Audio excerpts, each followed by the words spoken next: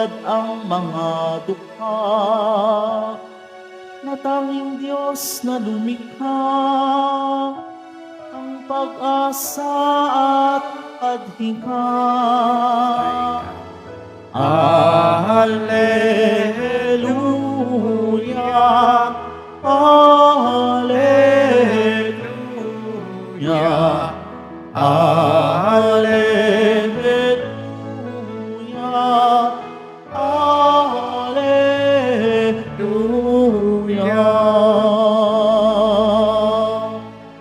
Sumainyo ang Panginoon. At sumaiyo rin. Ang mabuting balita ay kay San Mateo.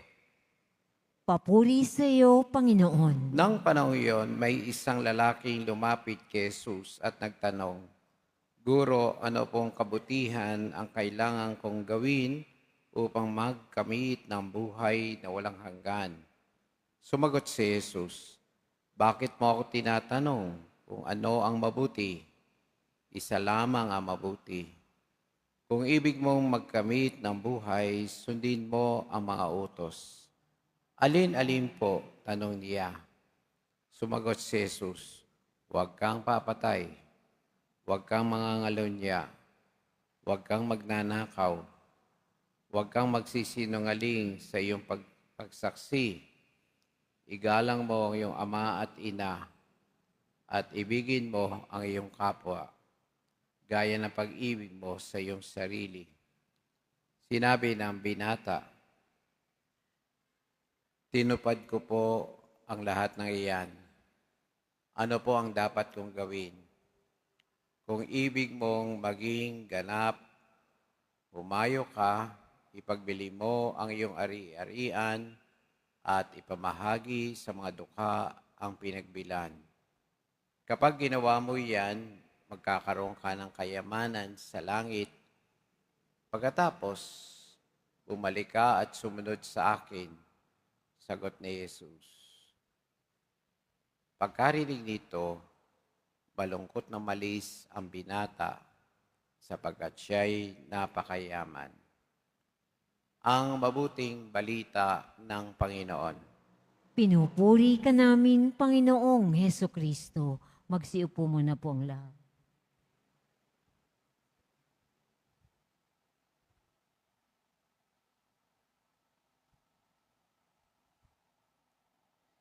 Magandang tanghali po sa inyong lahat.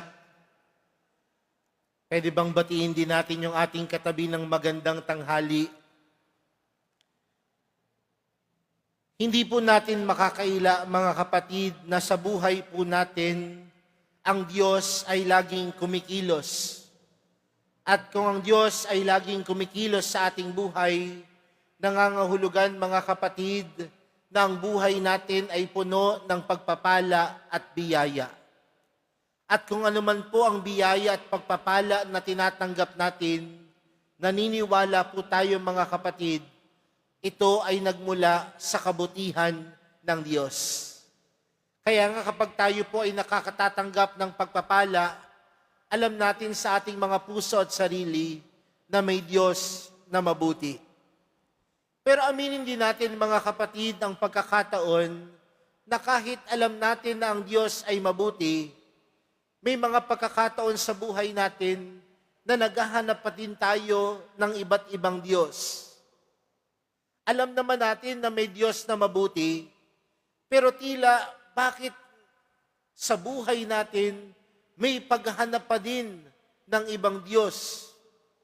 May mga Diyos-Diyosan tayong hinahanap sa buhay natin. Bakit ko sinisimulan sa ganitong pamamaraan yung ating pagninilay para sa araw na ito?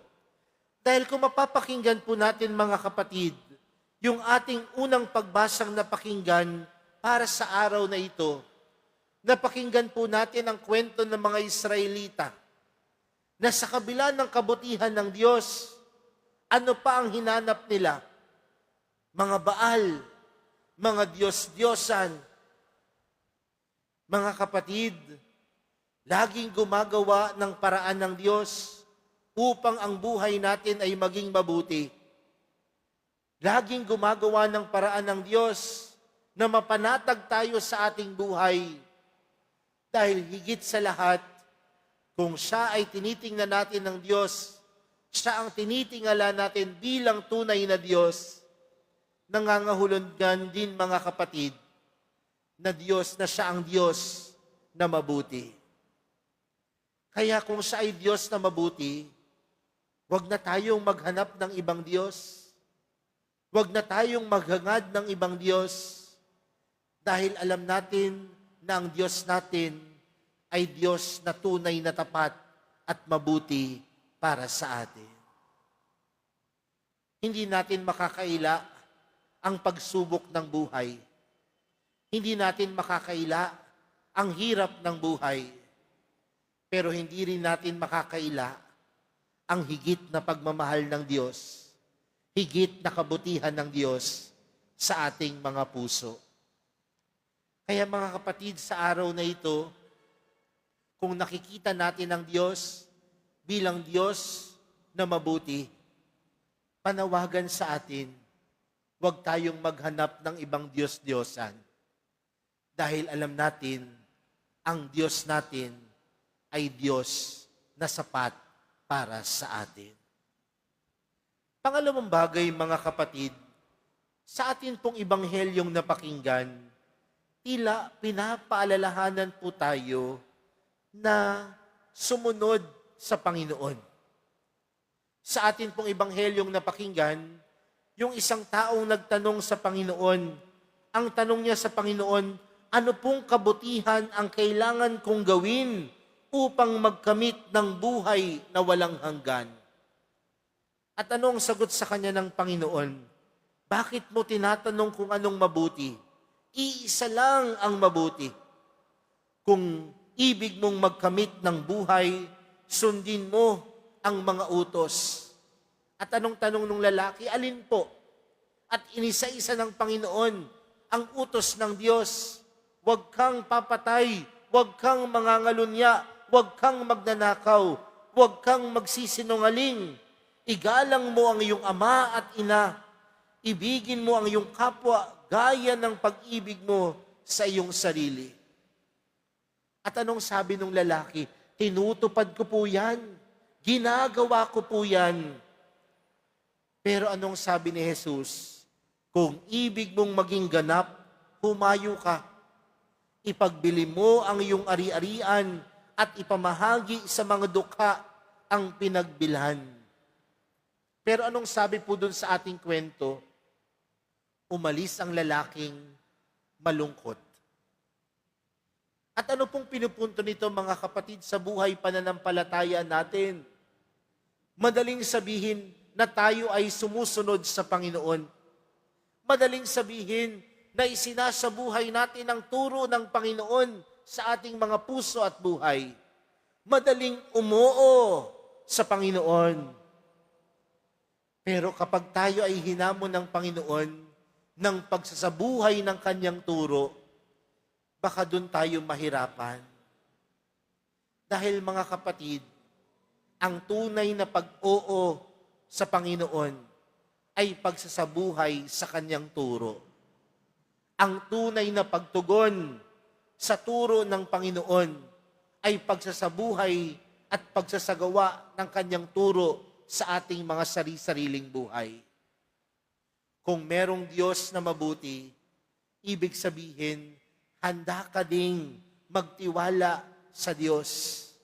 At kung ikaw ay handang magtiwala sa Diyos, ibig sabihin, kung anuman ang iniutos at ipagawa sa atin ng Panginoon, handa nating gawin, handa nating maisagawa, at handa nating maisabuhay. Dahil oras na tayo ay nagsasabuhay sa Panginoon, sa turo ng Panginoon, ito din ang mga pagkakataon na tunay tayong nagtitiwala sa kabutihan ng Diyos. Mga kapatid, handa po ba tayong sumunod kay Jesus? Handa po ba kayong sumunod kay Jesus? Parang hindi po. Handa po ba kayong sumunod kay Jesus? Handa niyo po bang iwan ang lahat ng bagay para kay Jesus? Parang ayaw niyo po. No? Pero kung handa tayo na iwan ng lahat ng bagay para tumugon kay Jesus, huwag tayong matakot. Magtiwala tayo dahil merong Diyos na tunay na mabuti. Ang kabutihan ng Diyos ay nagpapaalala sa atin na sa ating pagsunod sa Kanya, wala tayong dapat ikapangamba. Wala tayong dapat ikatakot dahil alam nating kapiling natin ang Diyos. Kung meron man pong isang bagay na gusto ko pong maalala po ninyo sa araw na ito, isa lamang po, meron tayong Diyos na tunay na mabuti.